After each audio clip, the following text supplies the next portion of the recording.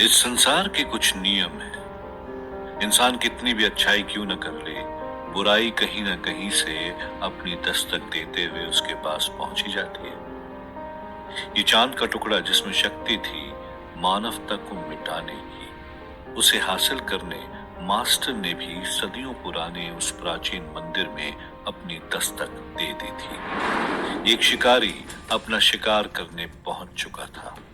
Master को देखकर लेखा भी हड़बड़ा गई थी। पत्थर को पूरी तरह नष्ट होने में अभी भी थोड़ा और वक्त था। इससे पहले मास्टर उस पत्थर को हासिल कर पाता, लेखा ने दौड़ते हुए उस पत्थर को अपने हाथों में ले लिया। पर तभी अचानक उसके गले में कुछ लिपट गया। ऐसा लग रहा था जैसे उसका दम घुटा जा रहा था। लेखा ने पलट कर देखा तो मास्टर के हाथों में कुछ अदृश्य था। लेखा को समझ आ गया था कि मास्टर ने उसे अदृश्य रस्सी से जकड़ लिया है।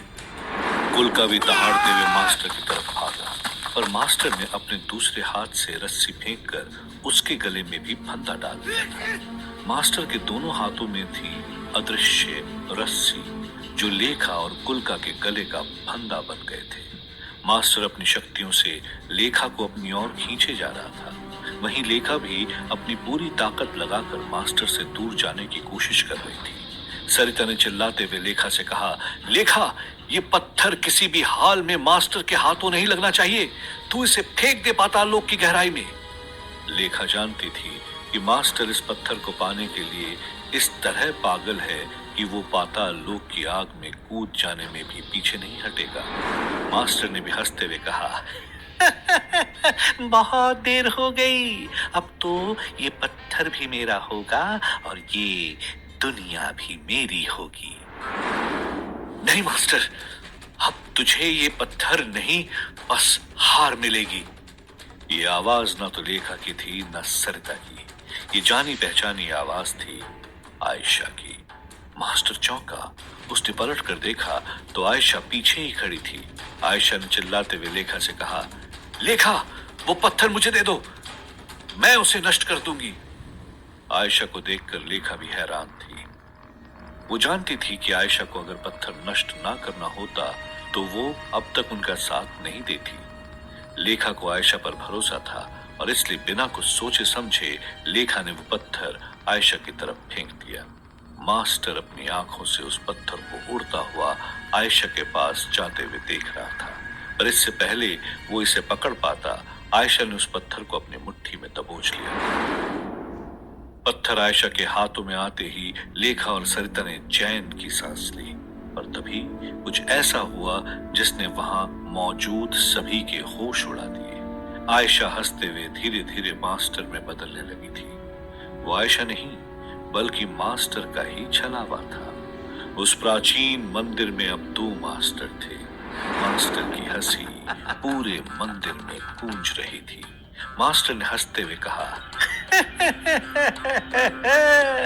मेरे इतने सारे रूप, लगता है जैसे मानो मैं ही भगवान हूँ।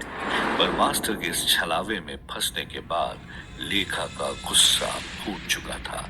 लेखा ने अपनी पूरी शक्ति का इस्तेमाल कर मास्टर की रस्सी को बीच से तोड़ दिया और भागते हुए उसने मास्टर पर वार की, जिसके हाथों में पत्थर था। लेखा के प्रहार से एक अजीब सी चीज हुई। मास्टर दो हिस्सों में बट गया। लेखा जितना मास्टर पर वार करती जाती वो उतने ही हिस्सों में बटता जाता और देखते ही देखते उस पूरे मंदिर में सिर्फ मास्टर ही मास्टर थे। वो सारे मास्टर हंसते हुए एक दूसरे की तरफ देख रहे थे। चंद्रवंशी बेबस थे। ना तो लेखा और ना ही सरिता के पास मास्टर को हराने का कोई उपाय था। लेखा को अपनी हार नजदीक दिखाई दी। मास्टर ने चीखते हुए कहा, अरे अरे, मैंने ये पत्थर ले लिया तो इसमें इतना परेशान होने की क्या बात है। मुझे तरस आता है तुम पर। तुम लोग बस मास्टर को रोकना चाहते हो। ये किसी को नहीं पता कि आखिर मास्टर क्या चाहता है इस पत्थर से। मुझे इस पत्थर की शक्तियां नहीं चाहिए, मुझे तो बस इस दुनिया में शांति चाहिए। तभी भीड़ से दूसरे मास्टर ने कहा, ये पत्थर ही अब इस दुनिया को शांति दिला सकता है। तभी ऊपर उड़ता हुआ मास्टर बोला, हाँ, सुनकर अजीब लगेगा, पर मास्टर को दुनिया में शांति ही चाहिए। उस प्राचीन मंदिर से एक एक करके हर मास्टर के बोलने की आवाज आने लगी, जो एक साथ चिल्ला रहे थे, हमें तो सिर्फ और सिर्फ शांति चाहिए। और फिर अचानक से सब शांत हो गए। और तब उन सब के बीच खड़े मास्टर ने आगे आते हुए कहा, जब इस पत्थर की रोशनी चांद पर पड़ेगी तो इस दुनिया के कोने कोने में चांद की रोशनी छा जाएगी। वो रोशनी इतनी ताकतवर होगी कि फिर कभी सूरज की रोशनी हमारी धरती तक नहीं पहुंच पाएगी, और चांद की रोशनी से पृथ्वी का हर इंसान सम्मोहित हो जाएगा और वही करेगा जो मैं चाहूंगा। ना कोई झगड़ा होगा, ना कोई दंगा, ना लोग एक दूसरे की जान लेंगे, ना कोई किसी को दुख पहुंचाएगा। हर तरफ सिर्फ शांति होगी। लेखा और सरिता यकीन नहीं कर पा रहे थे कि जिस मास्टर ने इस पत्थर को हासिल करने के लिए उनके कबीले को तबाह कर दिया, सब कुछ बर्बाद कर दिया, उनके राजा का सर काट दिया, वो मास्टर शांति का संदेश दे रहा था। क्या मास्टर सच में बदल गया था, या फिर ये भी उसका कोई खेल था? मास्टर की आवाज में एक अजीब सा दर्द था। जब मास्टर ये सब कह रहा था तो वहां मौजूद बाकी मास्टर की आंखों में आंसू थे। मास्टर ने भावुक होते हुए कहा, इसी झगड़े की वजह से मैंने अपनी मुंह बोली बहन को खो दिया। उसके पिता के साथ किसी की आपसी रंजिश थी तो उसे भी मार दिया। मैंने भी अपनों को खोया है। दर्द क्या होता है ये मुझे भी पता है। बचपन से ही मैं सोच रहा था कि इन झगड़ों को कैसे खत्म किया जाए। कई तरकीबें सोची, पर मेरे मकसद में किसी ने मेरा साथ नहीं दिया। इस नेक काम में मेरे माँ बाप तक ने मेरा साथ नहीं दिया, और मजबूरन मुझे उनकी भी जान लेनी पड़ी। ये सुनते ही लेखा और सरिता चौंक गए, और तभी पीछे से एक आवाज आई, माँ बाप तेरे उस काम से उदास नहीं थे, बल्कि तेरी शैतानियत से दुखी थे। मास्टर ये आवाज सुनते ही चौंक जाता है, क्योंकि ये आवाज वो बचपन से ही अच्छी तरह से पहचानता था। मास्टर ने मुड़कर देखा तो उसके पीछे शालिनी खड़ी थी। शालिनी चीखते हुए कहती है, ये शांति नहीं, तेरे मन का वहम है मास्टर। इसे पाने के लिए तूने अपने ही परिवार का कत्ल कर दिया। पर मास्टर जानता था कि उसके परिवार का सच इस दुनिया में बहुत कम लोग जानते हैं, और मास्टर के सामने खड़ी ये औरत शालिनी नहीं बल्कि उसके रूप में नरकदूत है। मास्टर ने हल्के से हंसते हुए कहा, ओ बड़े भैया, आपको कितना मिस किया मैंने बड़े भैया। आपके बिना मजा नहीं आ रहा था। आखिर बचपन से ही आपको मेरी इस योजना से दिक्कत थी, है ना? अब आपके सामने इस दुनिया को मेरे हिसाब से ढलते हुए देखने में आपको सुकून मिलेगा, गर्व होगा अपने छोटे भाई पर। नरकदूत ने चीखते हुए कहा, गर्व नहीं, घिन आती है मुझे तुझ पर। मैं तो बस अपनी जिंदगी जीना चाहता था, अच्छा इंसान बनना चाहता था, पर तू तो बचपन से ही शैतान बनने के लिए तड़प रहा था। तुझे रोकने के लिए मैंने माँ बाबा से वादा किया था, और इसलिए मैं नरकदूत बना था। तुझसे पहले वो विष भी पिया जिससे मैं नरकदूत बन गया, ताकि तुझे अपने मकसद में कभी कामयाब नहीं होने दूं। नरकदूत की ये ललकार सुनते ही मंदिर में मौजूद मास्टर के सभी रूप दंग रह गए। उनके चेहरे से हंसी का भाव जा चुका था। वो जानते थे कि इस दुनिया में कोई अगर मास्टर को हरा सकता है तो वो था उसका बड़ा भाई नरकदूत, जो इस वक्त इस मंदिर में आ चुका है। नरकदूत ने कहा, ये शांति नहीं बल्कि मौत है इंसानों की। तू चाहता है कि हर इंसान सम्मोहित होकर बस वही करे जो तू चाहे।